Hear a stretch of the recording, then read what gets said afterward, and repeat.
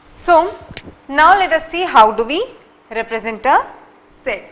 So next what we are going to see is representation of a set.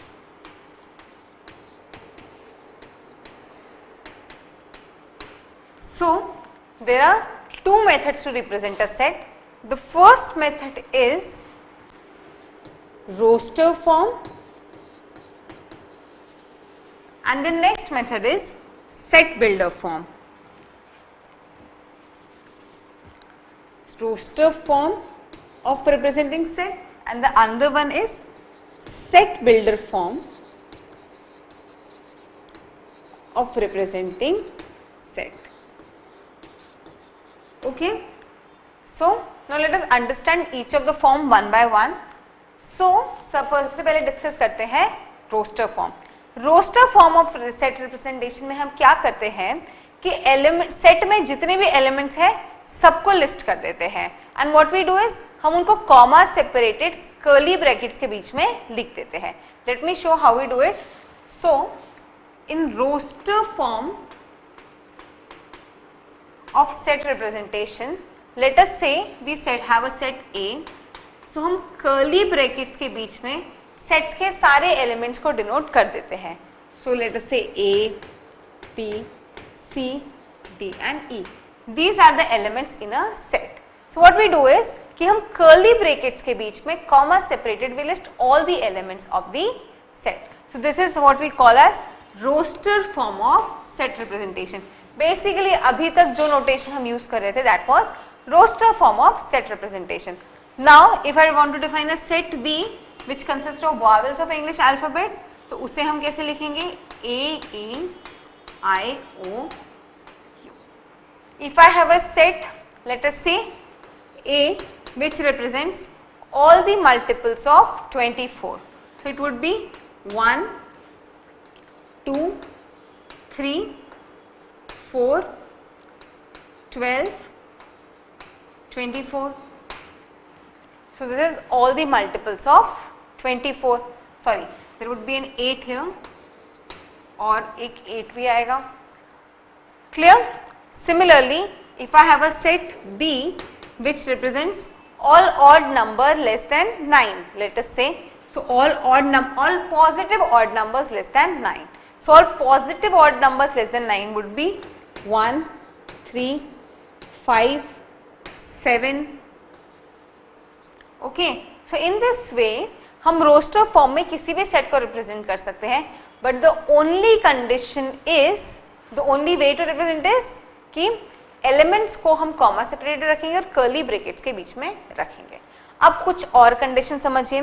सी अभी तक क्या था, अभी तक तो ये केस था कि जितने भी एलिमेंट्स थे उनका कुछ फाइनाइट नंबर था. फॉर एग्जाम्पल वॉवेल्स में हमारे पास सिर्फ 5 ही वॉवेल्स थे. यहाँ पे we had limited number of multiples of 24. Here we had limited number of odd numbers. But कुछ ऐसा भी केस हो सकता है जब एलिमेंट्स इनफाइनाइट हो. For example let us say now I define all odd numbers. Okay, अब मैं क्या कर रही हूँ, मैं सारे ऑड नंबर्स डिफाइन कर रही हूँ. तो सारे ऑड नंबर्स तो माइनस इन्फिनिटी से लेके प्लस इन्फिनिटी तक हो सकते हैं. सो ऐसे सेट को मैं कैसे रिप्रेजेंट करूंगी. देखिए, ऐसे केस में हम क्या करते हैं कि हम कुछ एलिमेंट्स ऑफ सेट लिख देते हैं ताकि वी अंडरस्टैंड कि what is the property that we are defining. For example here I will write -5 -3 -1 1 3 5. इतने एलिमेंट्स देख के मैं ये तो अंदाजा लगा सकती हूँ कि this is a set of all odd numbers. Now this set will carry till minus infinity here and this set will carry till plus infinity here. So हम तीन डॉट्स के थ्रू ये रिप्रेजेंट कर सकते हैं कि this will keep on continuing and this will keep on continuing on this side. Okay, so in sets में तो क्या था, number of elements for finite definite, so we knew कि हम सबको लिस्ट कर सकते हैं. बट जब इनफाइनाइट बहुत ज्यादा एलिमेंट्स हो तो इस तरीके से. Similarly if I want to represent set of natural numbers, so natural numbers are 1 2 3 4 5 6 and this goes on till infinity. तो मैं इसे कैसे लिखूंगी 1 2 3 4 5 and this will keep on carrying on. So now with these 3 dots represent me that this is gonna continue. Okay, so roster form clear है, very easy, I mean कुछ भी नहीं करना, सिर्फ सारे एलिमेंट्स को कॉमा सेपरेटेड कर्ली ब्रैकेट्स के बीच में लिख देना है। Clear? Next let us see set builder form.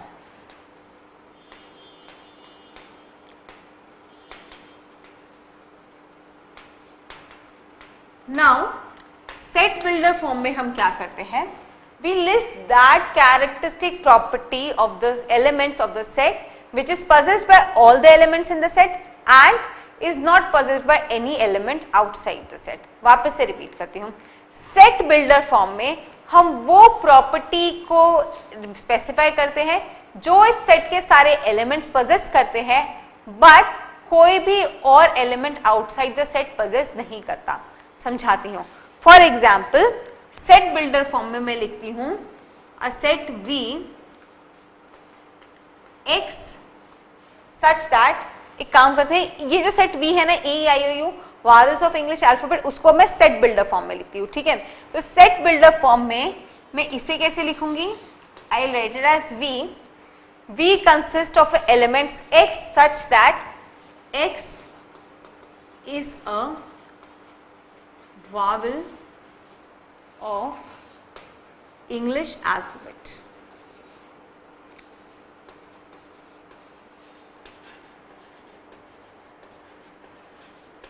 अब देखिए X is a vowel of English alphabet, ये मैंने प्रॉपर्टी लिखी है। सो वॉवेल्स क्या है, इंग्लिश अल्फाबेट के A E I O U वो इस सेट में आते हैं, बट इसके अलावा कोई और ऐसा वॉवेल है, कोई ऐसा अल्फाबेट है जो वॉवेल है पर इस सेट में नहीं है, नहीं, ऐसा कोई नहीं है। So this is a representation in set builder form. अगर ऐसा होता कि फॉर एग्जाम्पल इस सेट में U नहीं होता, फॉर एन इंस्टेंस से कि इस सेट में A E I O होता, तो फिर ये उसका सेट रिप्रेजेंटेशन नहीं होता। फिर सेट बिल्डर फॉर्म में हम लिखते S is a vowel of English alphabet but not U, then वो इस सेट को रिप्रेजेंट करता। क्लियर है? सो कंडीशन क्या है कि इस सेट के सारे एलिमेंट्स को ये प्रॉपर्टी कंसिस्ट करनी पड़ेगी, they should satisfy this property, but कोई और एलिमेंट इस प्रॉपर्टी को सैटिस्फाई नहीं कर सकता। Got it? For example if I represent this set, my set C, सो मैं इसे कैसे रिप्रेजेंट करूंगी, X और let us say not X Y। So there is no constraint कि हम यहाँ पे X Y या कोई Z अल्फाबेट यूज करें, we can use any small alphabet. Okay, Y such that Y is an odd number. Okay, so it will represent this set C। Similarly इस set N को हम कैसे represent करेंगे, I will say N is Z such that Z is a natural number।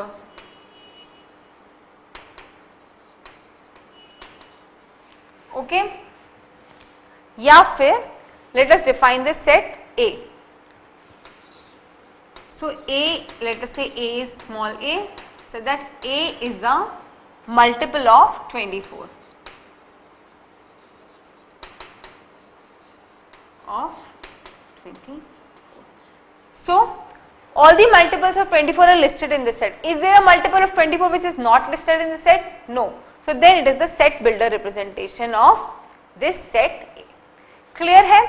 तो set builder form में किसी भी set को represent करने का जनरल नोटेशन क्या होता है, let us say हमारे पास है कोई set S, हम यहाँ पे कोई भी इंग्लिश का अल्फाबेट स्मॉल अल्फाबेट यूज कर लेते हैं, let us say X or Y, I mean any alphabet। Okay, so what we can use is any small alphabet here। So let us for an instance say we use X, then we have colons। Okay, और उसके बाद we list the characteristic property of elements। Elements in set, and how is this characteristic property? This character property is such that it is contained or it is satisfied by all the elements in the set but no elements outside the set। ये वो property है जो set के तो सारे element satisfy करेंगे, but कोई भी और एलिमेंट जो इस सेट में नहीं है वो सेटिस्फाई नहीं करेगा। ओके, नाउ इस रिप्रेजेंटेशन में ये जो स्क्वायर ब्रैकेट्स है ना, ये रिप्रेजेंट करते हैं सेट ऑफ ऑल, और they are read as set of all. जो कोलन्स है they are read as such as. So how do we say? S is a set of all x such that they satisfy this characteristic property. V is a set of all x such that x is a vowel of English alphabet. C is a set of all y such that y is an odd number. N is a set of all z such that z is a natural number. A is a set of all a such that A is a multiple of 24. Clear है? Set builder form में कैसे represent करते हैं और roster form में कैसे represent करते हैं। सो अगर हम किसी सेट के एलिमेंट्स की सारी कॉमन प्रॉपर्टीज जानते हैं तो हम उसे सेट बिल्डर फॉर्म में लिख देते हैं, नहीं तो we can always write it in roster form. Okay, now कुछ इंपॉर्टेंट चीजें जो मुझे रोस्टर फॉर्म के बारे में बतानी थी। पहली तो ये थी कि रोस्टर फॉर्म में एलिमेंट्स जिस भी ऑर्डर में स्पेसिफाई हो इट इज इमटेरियल, उससे कोई फर्क नहीं पड़ता। फॉर एग्जाम्पल ए को मैं A B C D E लिखूं या फिर ए को मैं ए ई सी डी बी लिखूं या फिर ए को ही मैं E B C A D लिखूं, it is immaterial. So order of elements in roster form is immaterial. Let me specify over here. Order of elements is immaterial. And the next is we only list distinct elements. अगर इस set में for example let us say यहाँ पे मैं लिखती एक set S which is multiples of 4. Okay, all multiples of 4 would have been 1, 2, 2 and 4. Okay, so इस case में we do not list distinct elements. हम इसे लिखते हैं सिर्फ 1, 2 and 4. So in roster form we do not list repeated elements or we just list distinct elements. Okay,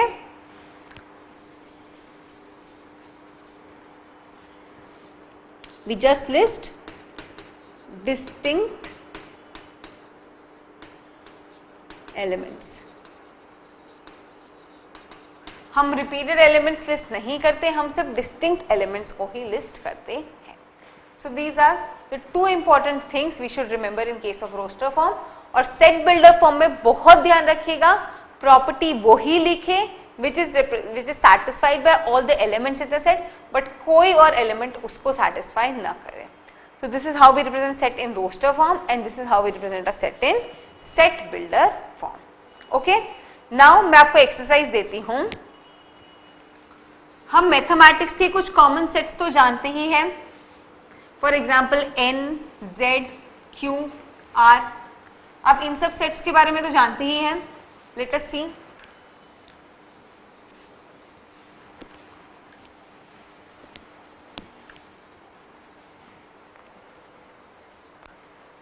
मैं चाहती हूं कि आप इन सब सेट्स को रोस्टर फॉर्म और सेट बिल्डर फॉर्म में रिप्रेजेंट करें.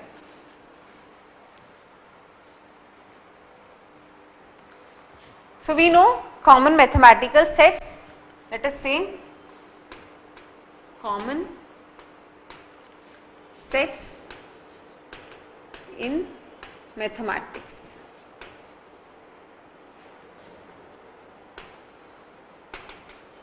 So the first common set that we have in mathematics is capital N, which is set of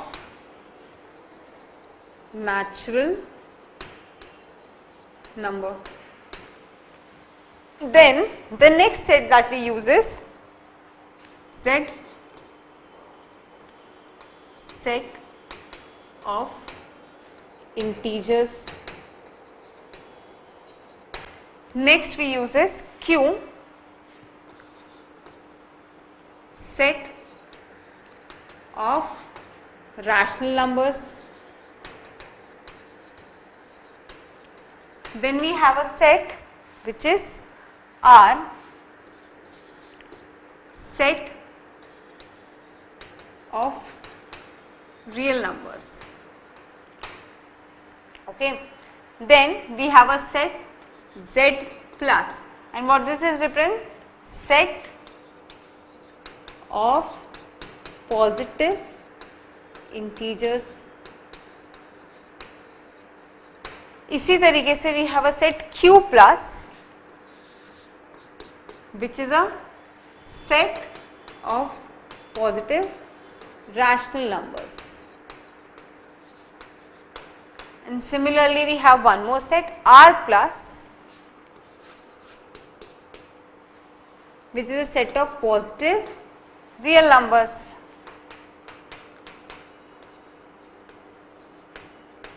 okay इसी तरीके से हम Z माइनस Q माइनस और R माइनस भी ले देते हैं.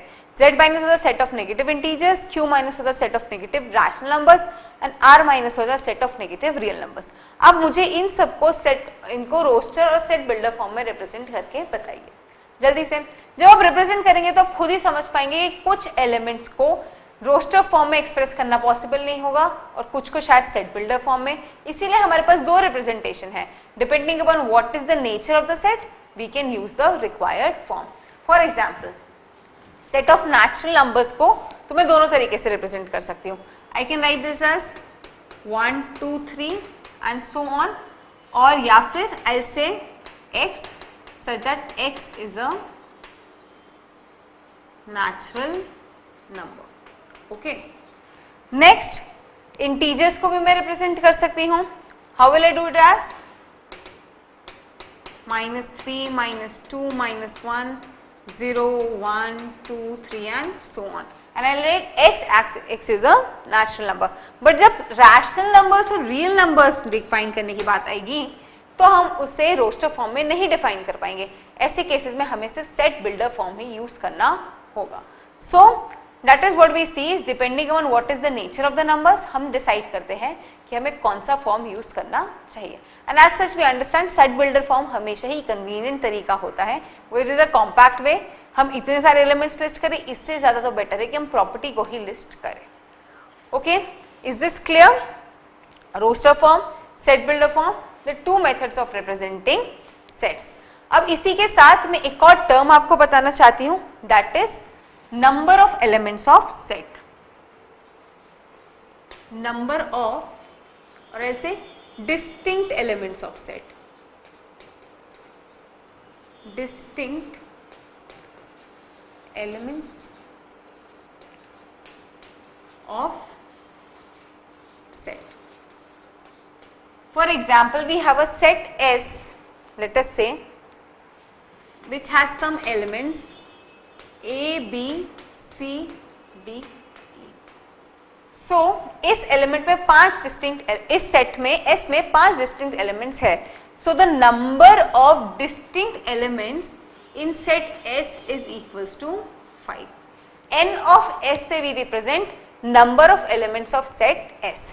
सिमिलरली अगर हम हमारा सेट देखें V, the same set V which is consisting of all the vowels of English alphabet. So I'll write number of elements of set V is equals to 5. If I say a set A which is consisting of all multiples of 4, so we have 1, 2 and 4. So हम लिखेंगे number of distinct elements in set A is 3. Okay. So n of S के through हम क्या represent करते हैं? Number of distinct elements in any set. And for example, n of S is the number of distinct elements in set S. Number of V is the number of distinct elements in set V. So एक set में कितने number of distinct elements है वो हम इसके through represent करते हैं, n of S के थ्रू. अब बताइए number of distinct elements in set of natural numbers, we are not sure because I mean they can be infinite. Similarly हम यहाँ पे किसी भी सेट के लिए नहीं श्योर हो पाएंगे कि how many distinct elements would be there. On the contrary let us have a set B। अब मैं इसे सेट बिल्डर फॉर्म में लिखती हूँ, X such that X is an odd number, X is a positive odd number less than 6. So I know now this set is going to contain just 3 elements, 1, 3 and 5. So I'll write n of B, that number of distinct elements in set B is going to be 3, sorry. It's going to be 3. So this is the notation which we use to represent number of elements, number of distinct elements in a set. इस word पे बहुत ध्यान दीजिएगा, we are very specifically saying number of distinct elements in a set. यहां तक clear है सभी को? कोई भी डाउट? कहीं भी डाउट हो तो बिल्कुल पूछ लीजिए. So let us continue. Should we hold our lecture here only? I mean, as per your comfort. अगर आप चाहते हैं तो हम आगे कंटिन्यू करते हैं. If you want to just rest on and revise, so we'll hold our lecture here only. I mean, the way you guys are comfortable. I have no issues. Okay? Hold on कर ले. Okay. So आज के लिए हम हमारा lecture यहीं पे hold करते हैं. आज हमने क्या क्या देखा? आज हमने समझा what is a set, what is a relation and what is a function. एक बार फिर से रिवाइज करें.